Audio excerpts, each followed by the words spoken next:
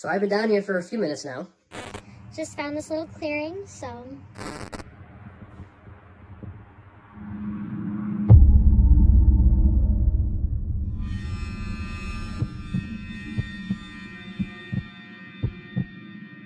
This story from a couple years ago is without a doubt one of the most horrifying things that has ever happened to me. It's one of those stories that makes me think in retrospect that I'm lucky to be sitting down writing this. I say that because it wasn't until hours later that I realized just how lucky I was. I'll try my best to tell this story, but please go easy on me. I'm not a writer, and I always hated writing in school. I'm sharing this story as a reminder that you never know who could be out there in the world with dark intentions. A few months before the incident I'm about to describe, I moved to a quiet, mostly rural area. I don't love the hustle and bustle of the city, so to be in a quiet neighborhood with not a lot going on was ideal for me. It didn't take me long to get acquainted with the surrounding area, specifically the forests around my new neighborhood. The area I lived was heavily wooded. There were forests and paths everywhere to hike. Practically right outside my door was a path that led deep into the woods.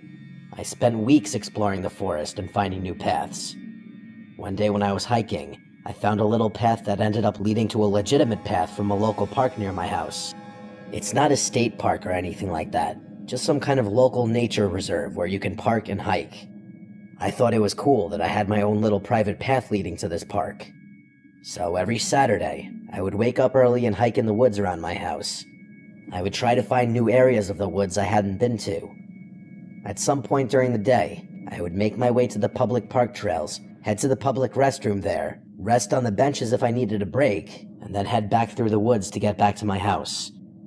Whenever I would find a cool, new area in the woods, I would record a little video. Nothing crazy, I just had that bad feeling. I felt on edge. Every sound I heard in the woods made me tense up. I had walked these woods so many times at this point, and I never felt like this before. So when I got to the swampy clearing and felt that moment of peace, it just felt nice. I pulled out my phone to record a video. I recorded a video that lasted maybe a few seconds describing the area and how I was feeling. As soon as I was done recording and taking in the area, I started making my way to the public trails. Eventually, after making it to the trails, I made my way to the public restrooms. As I walked out of the bathroom, this man in a black hoodie, purple hat, and sunglasses came right up to me and said, "Hey there." He said it with a lot of confidence, almost like he knew me. I said hi back politely, if not a little surprised. He made some weird joke about us almost bumping into each other, and I just laughed awkwardly and walked away. As I was walking away, I could hear him following me. I turned around, and he waved and said, "Looks like we're gonna hit the same trail." I smiled, but I was feeling major creep vibes from this guy. I told him I was actually waiting for someone and I was just stretching. He nodded and said okay, and continued walking several feet. Then he turned around again, walked back toward me, and asked if I could help him. He said that his car was messed up and that he needed help getting it going. He said he knew how, but his hands were too big, and he asked if I could use my small fingers to pop the hood. According to him, his car hood sticks, and he needs small fingers to pop it enough so he could open it. It seemed weird and sketchy to me. I made a comment about how he just said he was taking the same path as me, and now he wants my help with his car instead. Then I doubled down on the statement that I was waiting for someone, which wasn't true. He laughed and said he was going to take that path to get to the car, even though the parking lot was in the other direction. My creep meter was overflowing at this point, and I considered just going into the bathroom, locking the door, and calling someone to pick me up. I didn't know if this guy was just trying to get my number and he was just bad at talking to women, or if he was an actual creep. Thankfully, this couple walked by, and I walked right up to the woman and greeted her as if I were an old friend. The woman was confused at first, but she took one look at my face, and I think she realized what was going on. The creepy guy started to linger awkwardly for a second. It was like he was trying to see if I was bluffing. I started making small talk with the couple, even going as far as to ask them how their parents are doing. A minute or so passed, and the creep started walking in the direction of the parking lot. When he was out of earshot, I thanked the woman and her boyfriend for playing along and told them that this guy was just standing outside the bathroom waiting for me, and then he wouldn't leave me alone. I know I didn't directly tell him to leave me alone, but come on, read the room.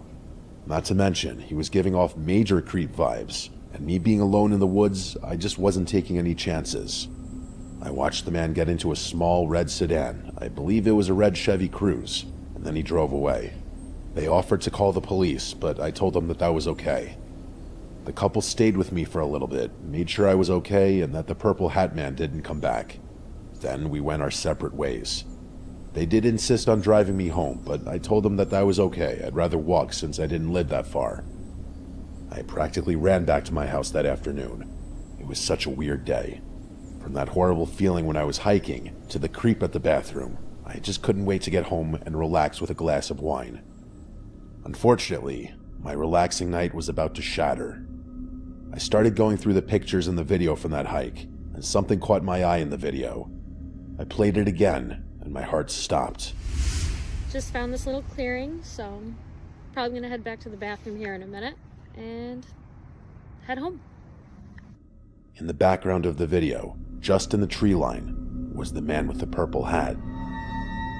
While I was talking, giving my hike update, you can see his purple hat and black hoodie just over my shoulder. It was the same man from outside the bathroom. I didn't know what to do. I didn't know if I should call the police or not. I started to freak out thinking about the man. How long had he been following me? Did he know where I lived? But most terrifying to me was that I had no idea what he intended to do. He clearly was trying to follow me back into the woods, and then when I stopped, he wanted me to join him at his car. The same car that was supposedly broken, even though he got right in and drove away. Once I started adding up the pieces, I called out there, my friends, because you never know who's out there, lurking just behind you, waiting for the perfect moment. Thankfully, that purple hat guy never got his moment, and I hope he never does. I found the video from that day and attached it to the story. On its own, the video may seem harmless, but once you know all the details, this short clip becomes a nightmare.